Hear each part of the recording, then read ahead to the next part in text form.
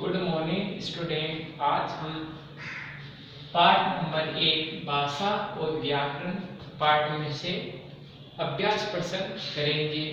आज question number 1 जो मैंने आपको पहला नंबर चैप्टर पढ़ाया है उसके बारे में आप कितना याद हुआ है और आपको क्या करना है घर पे, तो आज हम उसके में प्रथम नंबर क्वेश्चन करेंगे। अभ्यास प्रश्न में से पहला नंबर क्वेश्चन है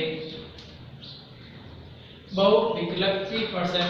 इसका मतलब है 4 आपको ऑप्शन मिलेंगे, 3 उनमें से आपको एक राइट होगा, 2 गलत होंगे। कौन सा राइट है वो उसमें सही लगाना है, कौन सा नंबर लगे, ए या बी, कैसे तीनों में से कौन सा सही है वो ये इस क्वेश्चन में आपको लिखना है। ठीक है, तो पहला नंबर है भाषा के नंबर भाषा के लिखने की ढंग को कहते हैं, लिखने का तरीके को हम क्या कहते हैं। तो ऑप्शन है ए मात्रा, बी भाषा से लिपि। मैंने आपको इस प्रसंग में इस स्लाइड एक परिभाषा के तौर से आपको मैंने लिखा है कि प्रत्येक भाषा की अपनी क्या होती है, लिपि होती है।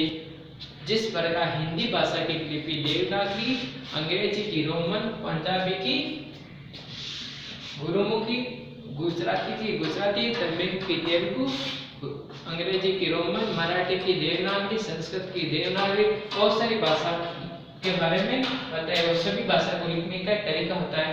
तो लिखने के तरीके को क्या बोलते हैं, लिपि बोलते हैं। भाषा के लिखने के ढंग को क्या बोलते हैं, लिपि। ऑप्शन कौन सा आएगा, से कहाँ पर, लिपि, इसमें ये राइट होगा। आया समझ में बच्चों आपको? ठीक। उसके बाद में पंजाबी भाषा इस लिपि में लिखी जाती है। किस लिपि में लिखी जाती है, ए गुरुमुखी, बी रोमन लिपि, से देवनागरी लिपि।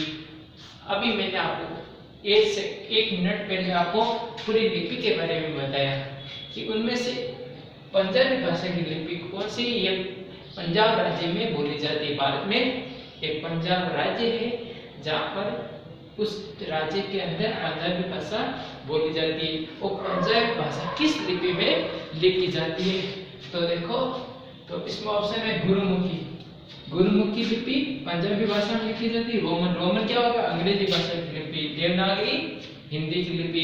तो प्रश्न में क्या पूछे, पंजाबी लिपि है, या अंडरलाइन कर रहा हूं, पंजाबी लिपि है तो गुरुमुखी। तो ऑप्शन कौन सा होगा, ए।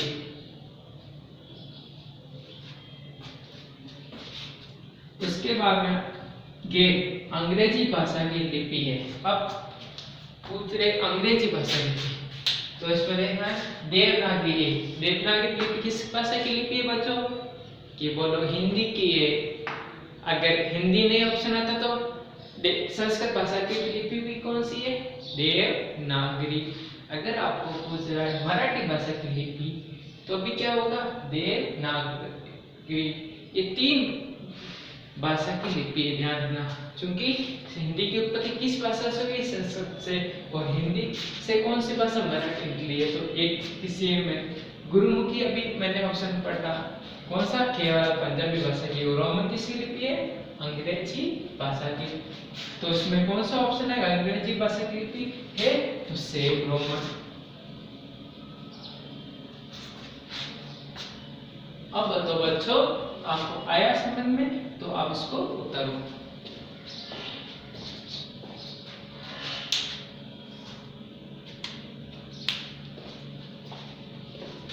इसके बाद में आपको मैं प्रश्न नंबर 2 करवाएंगे। ठीक है,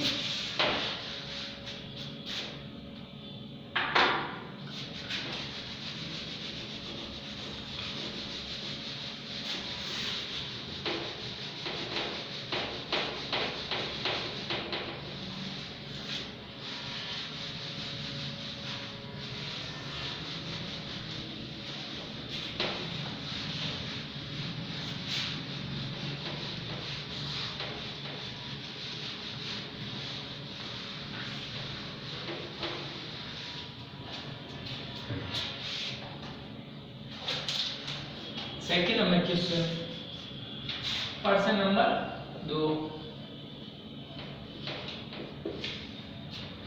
उचित शब्द से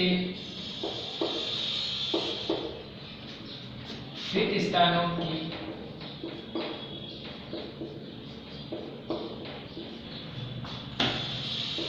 पूर्ति कीजिए।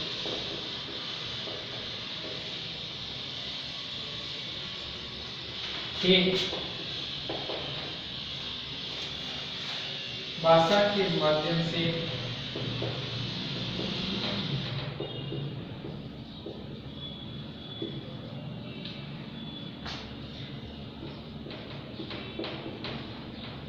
मन की बातें प्रकट की जाती है।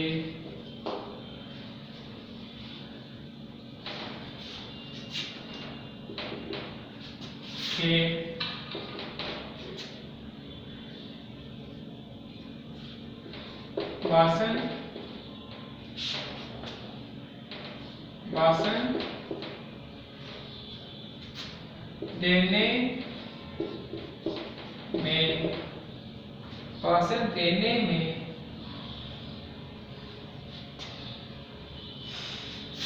हम भाषा के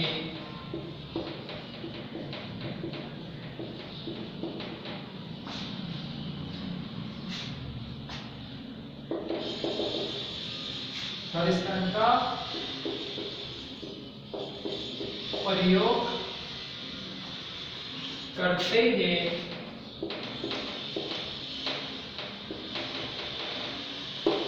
आप उसको आराम से पढ़िए और जिस स्थान पर डॉट डॉट लगा है उसमें कौन सा आंसर आएगा आप सोचकर देखिए। जितने देर आप उसको समझे और पढ़िए एक बार। परीक्षा में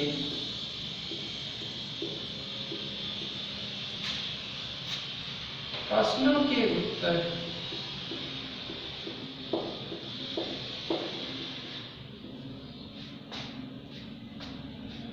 लिखने में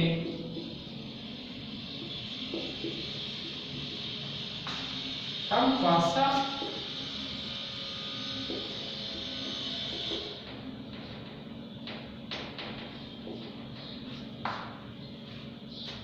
का खालिस्तान रूप का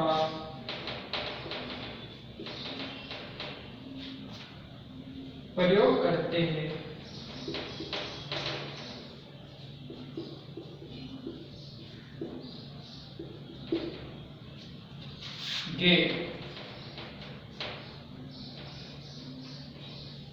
हिंदी भाषा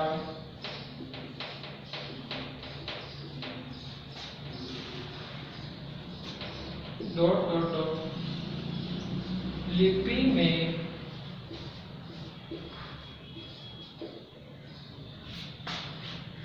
लिखी जाती है।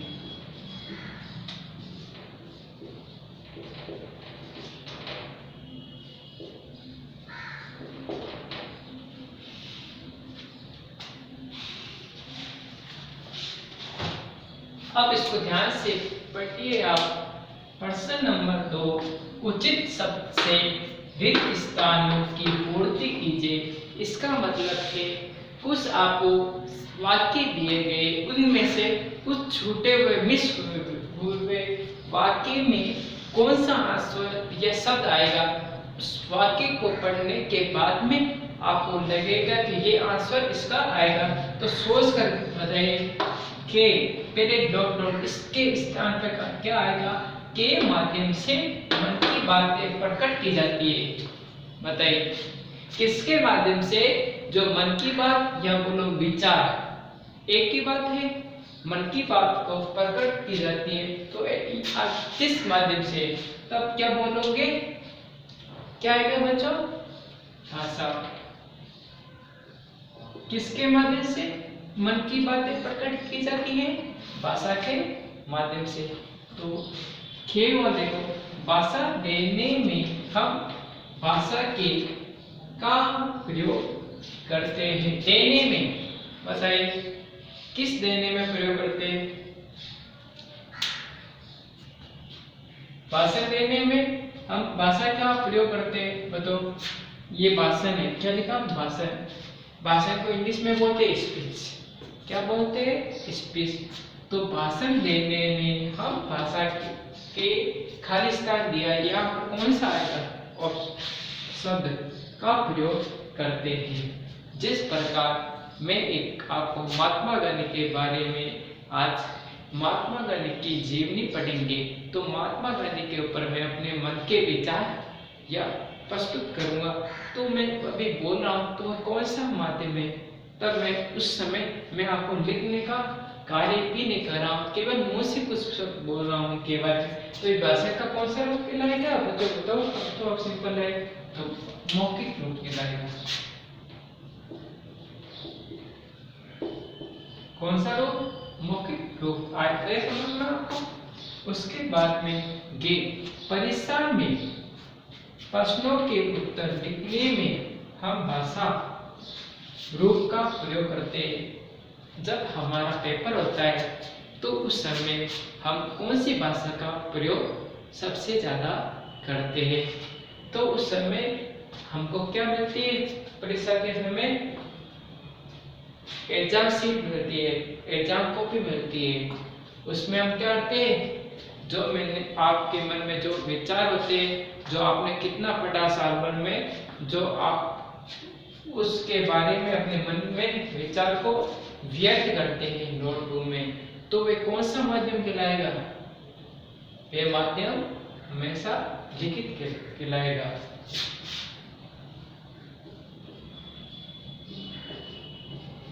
कौन सा माध्यम कहलाएगा? लिखित माध्यम या लिखित रूप का प्रयोग करते हैं। परीक्षा में प्रश्न उत्तर लिखने में हम भाषा का लिखित रूप में प्रयोग करते हैं। उसके बाद में घड़ी हिंदी भाषा डॉट डॉट लिपि में लिखी जाती है। हिंदी भाषा किस लिपि में लिखी जाती है? अभी मैंने आपको ये आज 3 बार 4 बार हो गए, अब तो आपको बच्चों को याद हो गए नौजवान। किस लिपि में लिखी जाती है? देवनागरी।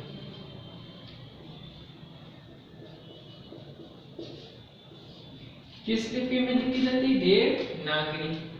तो वापस क्वेश्चन, तो प्रश्न नंबर 2, उचित शब्द से रिक्त स्थानों की पूर्ति कीजिए। कि भाषा के माध्यम से हम मन की बातें प्रकट की जाती है। मन की बात किसके माध्यम से प्रकट की जाती है? भाषा के माध्यम से। कि भाषण देने में हम भाषा की मौखिक का प्रयोग करते हैं। भाषण देने में हम किस भाषा का प्रयोग करते हैं? मौखिक भाषा। गे परीक्षा में प्रश्नों के उत्तर लिखने में हम भाषा का लिखित रूप का प्रयोग करते हैं। कौन सी भाषा का? लिखित भाषा। उसके बाद में घड़ी हिंदी भाषा देवनागरी लिपि में लिखी जाती है। तो हिंदी भाषा की लिपि कौन सी है? देवनागरी। इसको बच्चों आप नोटबुक में उतारो, फिर मैं इसको इरेज कर दूंगा।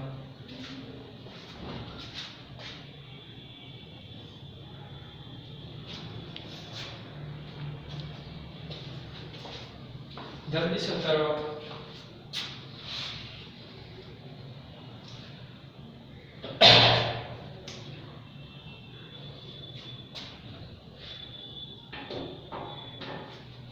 ठीक है, इसको इरेज कर दो बच्चों में।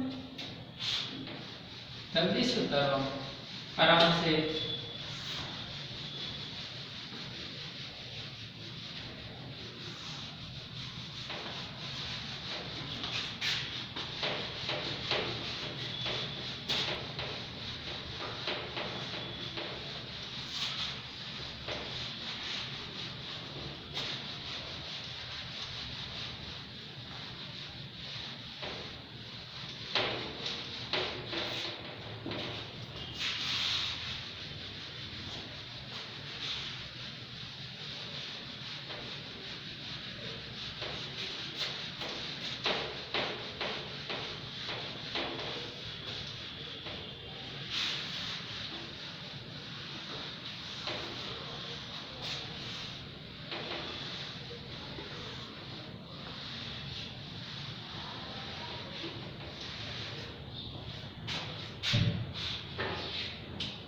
क्वेश्चन नंबर 3 अब करेंगे।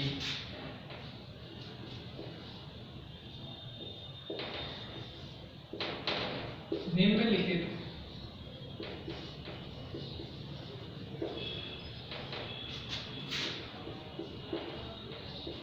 प्रश्नों के उत्तर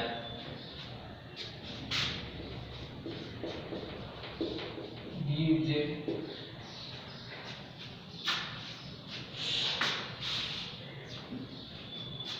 1 नंबर,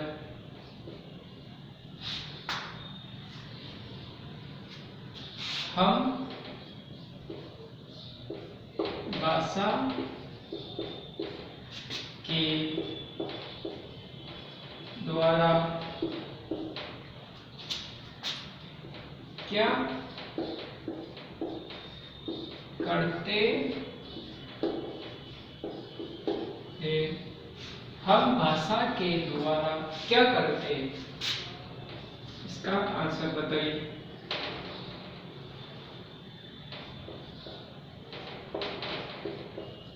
हम भाषा के द्वारा क्या करते हैं? तो इसका आंसर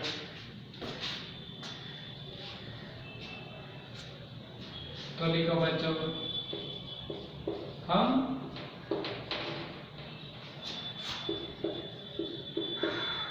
भाषा के द्वारा, देखो ये देखो दे कैसे बना है, दे प्लस आ की मात्रा, ये हलंत है, ये पूरा वे पूरा आएगा, ध्यान रखना, वे प्लस आ, ऐसे बना, ठीक है। इसमें क्या दे क्या आता है, हलंत नहीं आता, इसका मतलब आता दे है, जो नीचे है वो हमेशा बट पूरा होता है, ध्यान रखना। ऐसे वर्डों में ये क्या दे, जो ऊपर वाला होता है हमेशा क्या होता है, दे आधा होता है, वो वे हमेशा पूरा होता है। तो आइए समझ में, इसमें दे आता है, वे पूरा है और आ की मात्रा है, तो समझ में आया।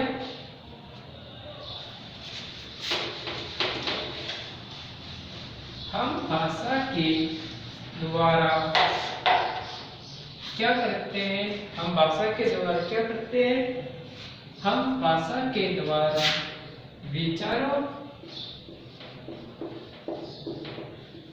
का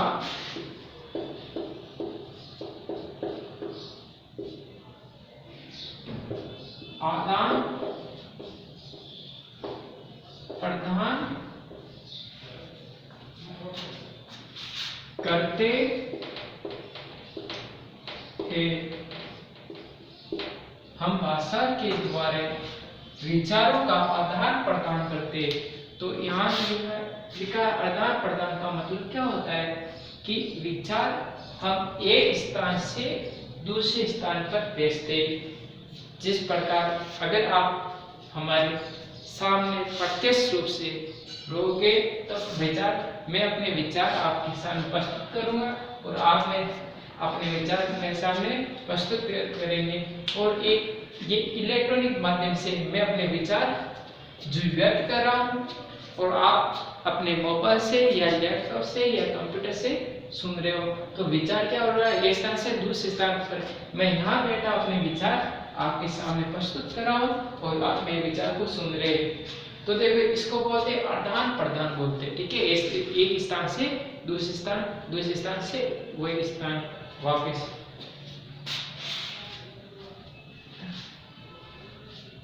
हम भाषा के द्वारा विचारों का आदान प्रदान करते हैं। ये इसका आंसर कंप्लीट हो चुका है।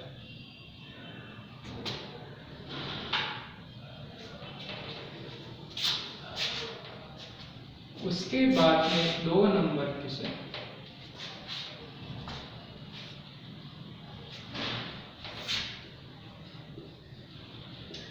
भाषा का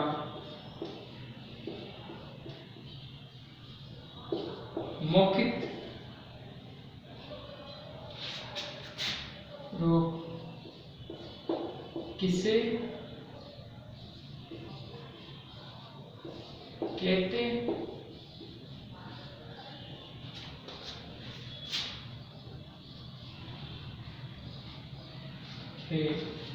भाषा का मौखिक रूप किसे कहते हैं?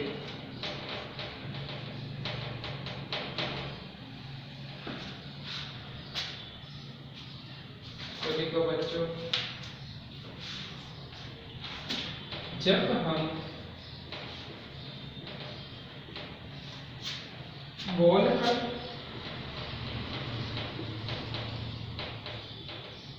अपनी बात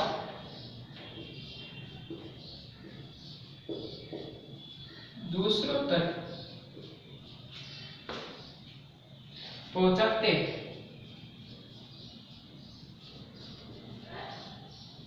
हैं तो उसे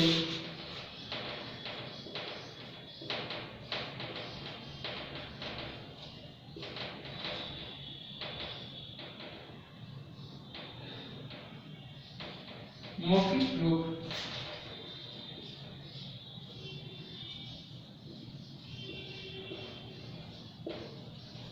कहते हैं। जब हम बोलकर अपनी बात दूसरों तक पहुंचाते हैं तो मौखिक रूप कहते हैं। जिस प्रकार मैं अपनी बात जब किस प्रकार कह रहा हूँ, बोलकर कह रहा हूँ, किस प्रकार बोलकर कह रहा हूँ, उसको हम दूसरों तक पहुंचाते हैं। मतलब आप तक मैं पहुंचा रहा बोलकर, उसको मौखिक रूप कहेंगे। इसको आप उतारो। ये भी क्वेश्चन कंप्लीट हो चुका है। दोनों को अपनी नोटबुक में उसको उतारो आप।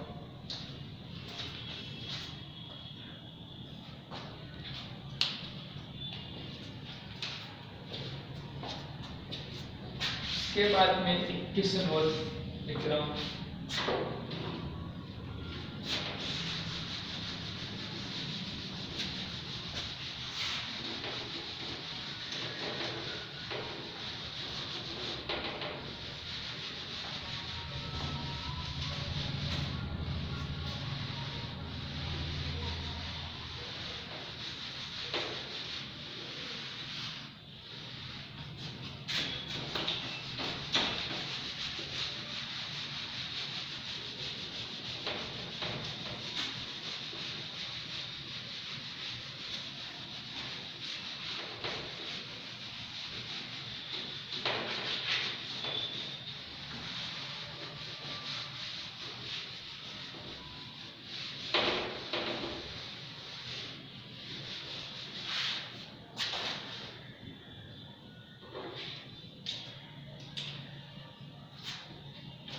ये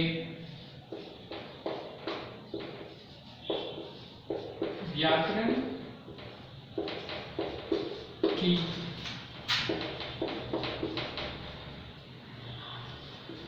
परिभाषा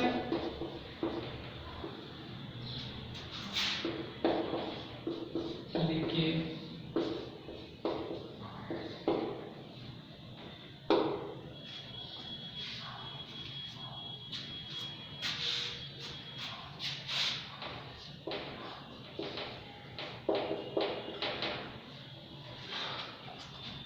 व्याकरण क्या है? व्याकरण के बारे में मैंने आपको बताया, उसकी डेफिनेशन लिखनी है यहाँ पर। परिभाषा ही, परिभाषा कौन सी है देखो।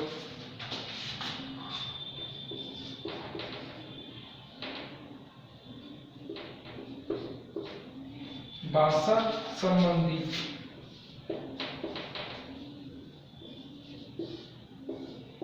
नियमों, भाषा संबंधी नियमों का ज्ञान कराने, भाषा संबंधी नियमों का ज्ञान कराने वाले शास्त्र को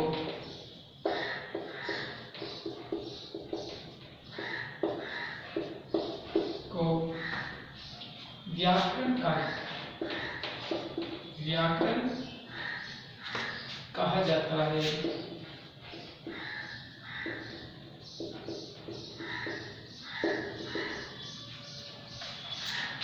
तो देखो बच्चों, व्याकरण किससे कहते हैं? भाषा संबंधी नियमों का ज्ञान कराने वाले शास्त्र को व्याकरण कहा जाता है।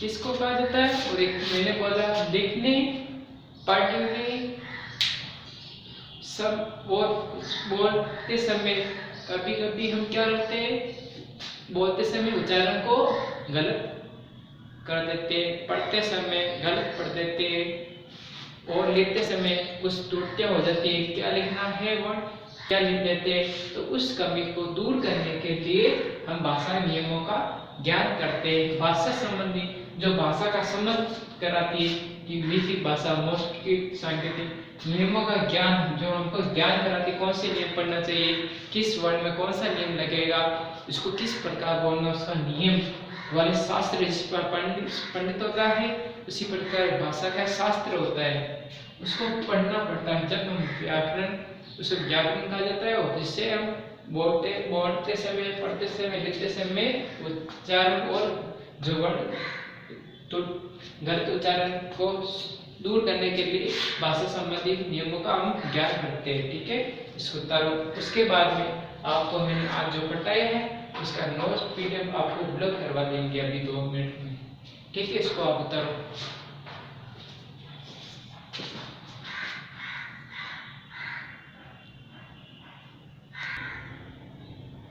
इसको आप अच्छी तरह से लिखना है। ठीक है बच्चों, ये पार्ट नंबर 3, ये पार्ट कंप्लीट हो चुका है। कल नया पार्ट पढ़ेंगे। ठीक है।